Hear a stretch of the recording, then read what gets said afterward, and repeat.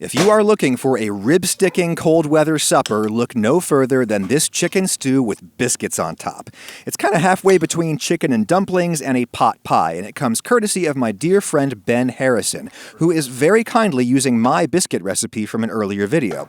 Grate up a stick of frozen butter straight out of the freezer using the big holes on a box grater. Then quickly, you're going to toss it into 2.5 cups of flour. The traditional southern biscuit flour would be White Lily self-rising flour. If you can't get that, I'd do cake flour plus 3 teaspoons baking powder and 1 teaspoon salt. Ben lives in California, so I'm guessing that's what he did. You could totally use all-purpose flour instead of cake flour, they just won't be as soft. Chill that in the fridge while you start your stew. Get yourself maybe 8 ounces of mushrooms, any mushrooms. Those look to be creminis. You can see Ben trimming away the woody stems and then just cutting them into big, thick slices. Mushrooms shrink a ton when you cook them, so always cut them bigger than you want them. Then you're looking to get maybe 2 cups of whatever cut-up aromatic vegetables you want. Ben's got a couple of carrots that he is notably not peeling because this dish is rustic AF. Thickly sliced quarters is what he's doing there. Now he's going to peel a few shallots. You could totally use any form of onion. I'm weeping after cutting up this.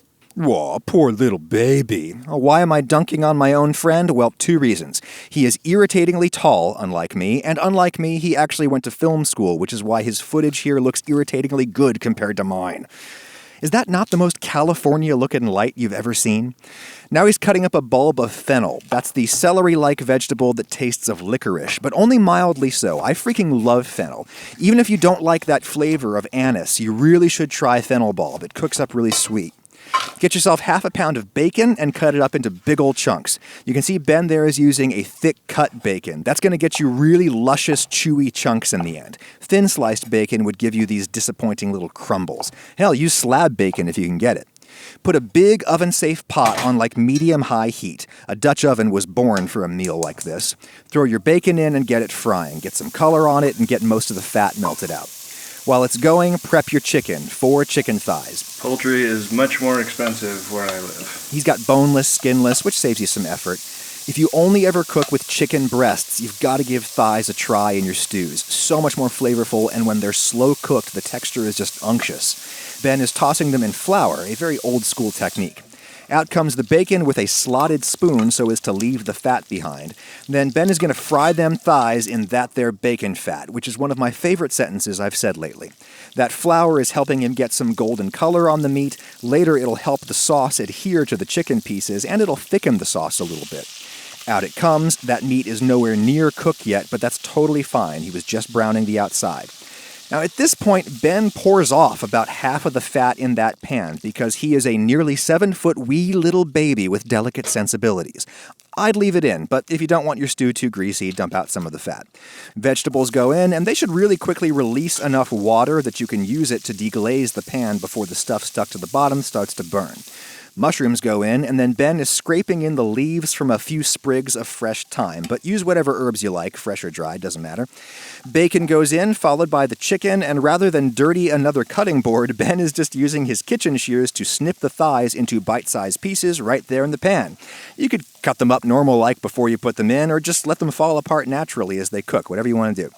Then comes 1 12-ounce beer, lager, or anything else on the light side. I fear that the proliferation of very hoppy pale ales and such has resulted in some disappointed home cooks. They try to stew with that stuff and it makes their dinner really bitter.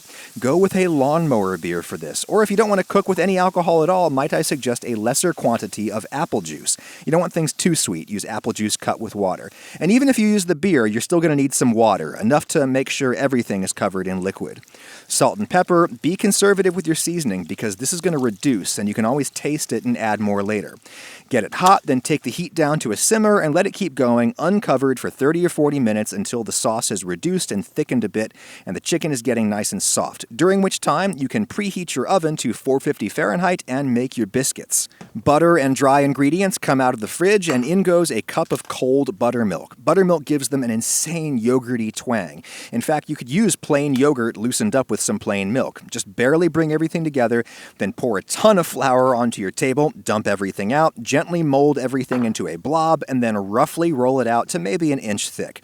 Fold it over on itself once, quick roll, fold it over again. Little flour on top if it's starting to stick, roll it out to an inch, fold it over again, and repeat 1 or 2 more times. Rolling and folding with those little cold shreds of butter in there will give you a flaky, layered texture. If you used warm butter, it would just melt the dough into a homogeneous mass. Get it rolled out to an inch thick the final time, and then cut your biscuits. Ben is using a metal 1-cup measure.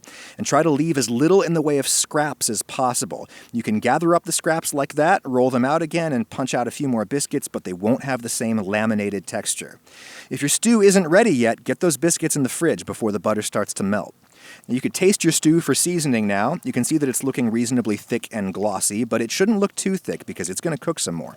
Float your biscuits on top like beautiful little butter clouds, and speaking of butter, Ben's got some that he's melted in a pan with pepper and herbs, and now he's using that to brush the biscuit tops. Nice move.